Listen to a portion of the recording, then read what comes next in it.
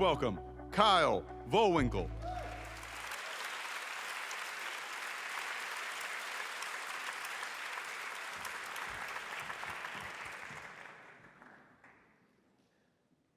Patriots Day 2013, celebration in New England as Boston Marathon runners took their final strides, riding a wave of euphoria and relief.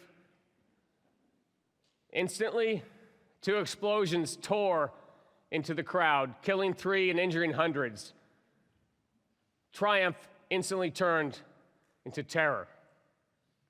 Smoke billowed across the finish line and my phone lit up. I was one of the few people the US government calls to capture terrorists, not with weapons, but with words. 2 brothers became America's most wanted fugitives. Why does this matter to you? At any moment, a conversation you're having could explode unexpectedly, with an angry driver in a parking lot, maybe a friend set on making risky choices. The tools we're going to talk about today, which helped disarm terrorists, can help diffuse your everyday flashpoints as well, transforming confrontation into cooperation. My name is Kyle Vowinkel. I served 8 years on the FBI's elite hostage rescue team. We tackled the nation's toughest missions, from Iraq and Afghanistan to Midland City, Alabama. Sometimes we persuaded with intimidation. Sometimes, when there's no other choice, with lethal force. But every decision was anchored by the hostage rescue team HRT motto, Servare Vitas, Latin to save lives. After numerous surgeries on a battered, beat-up body, I found another way to serve. I transitioned from HRT to the Crisis Negotiation Unit. I traded weapons for words. Now I fought with empathy, active listening, and curiosity. Still, when I matched wits and negotiated with pirates, kidnappers, and terrorists, it was anchored by Servare Vitas. The FBI flew me from DC to Boston to try to persuade the terrorists to surrender. Put yourself in that role.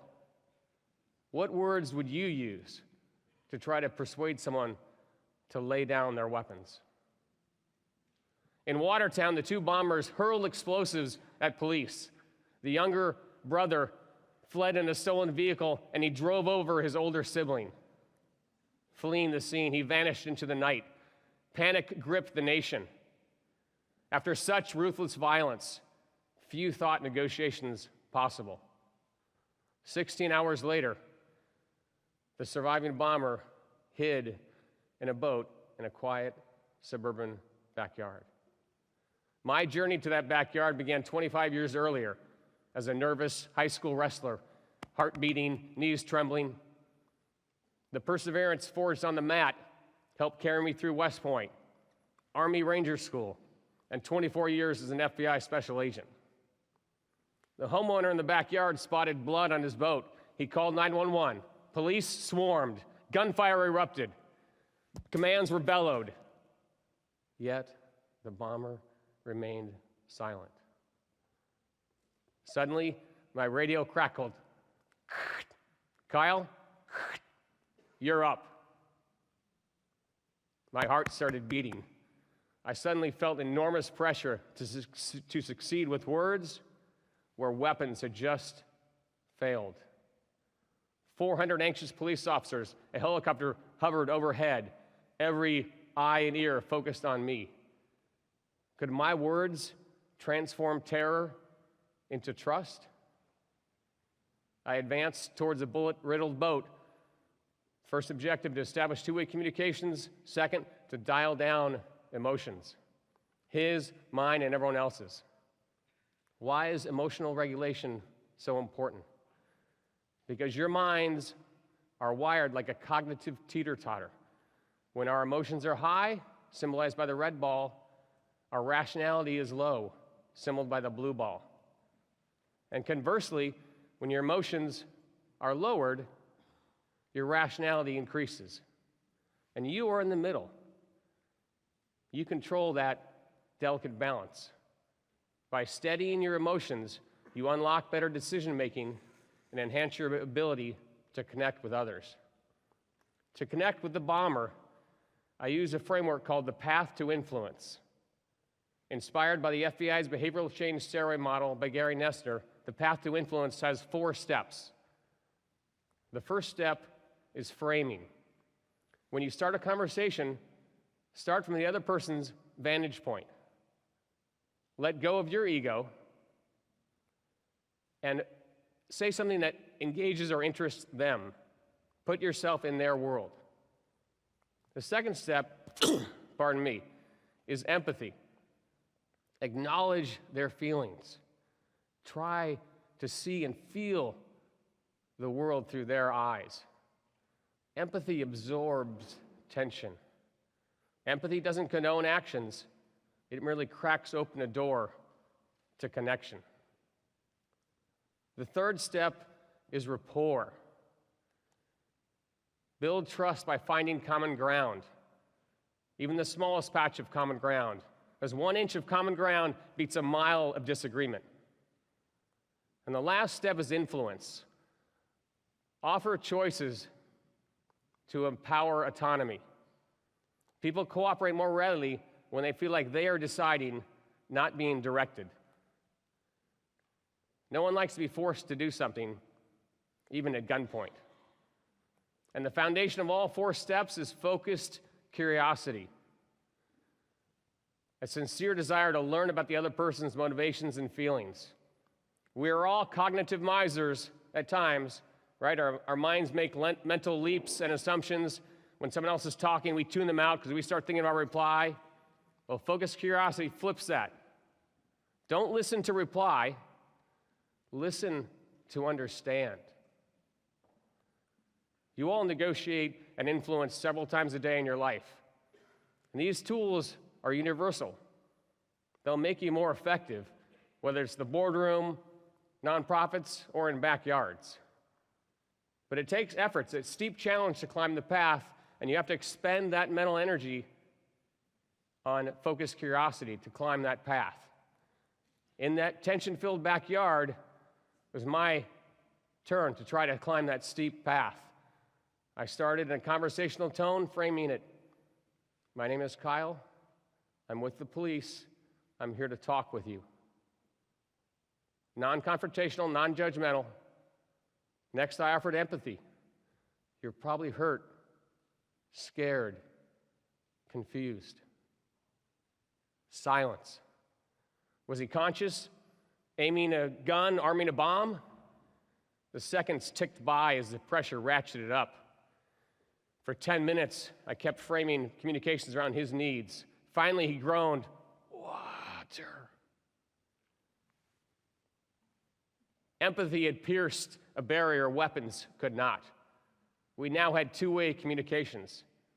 So I moved on to rapport.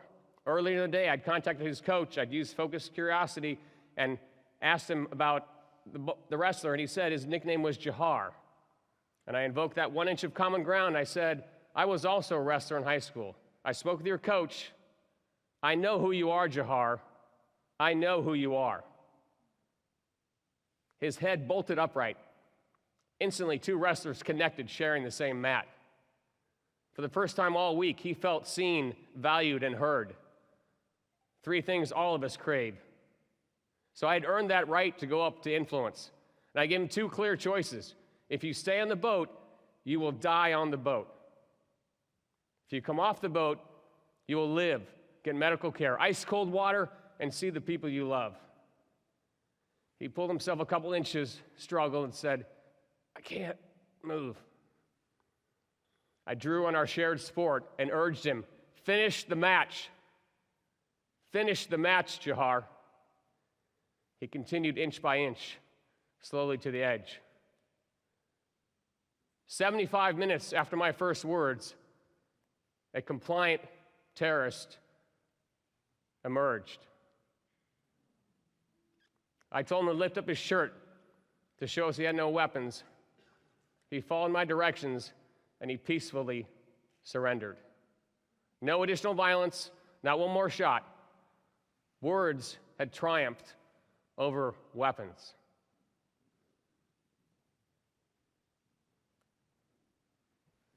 That reason why I negotiate with terrorists is to gather intelligence, to dismantle networks, to prevent future bloodshed, to save lives. Talking with a bomber echoed my first wrestling match, heart beating, knees trembling, but I learned to manage my emotions, to let go of my ego, to follow the 4 steps, to achieve extraordinary outcomes, and you can also. When it was all over, we're riding together in the ambulance. The Boston Marathon bomber reached out for my hand. He grasped it and asked, "How's my brother? How's my brother?" Moments earlier, we were mortal enemies. Now a fragile trust connected us. So now think of a future difficult conversation you have ahead.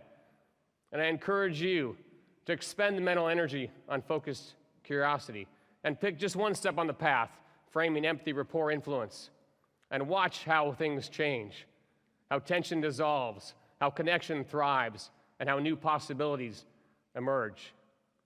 Because when chaos meets stability, when fear meets connection, and desperation meets hope, words become our greatest tools. Thank you.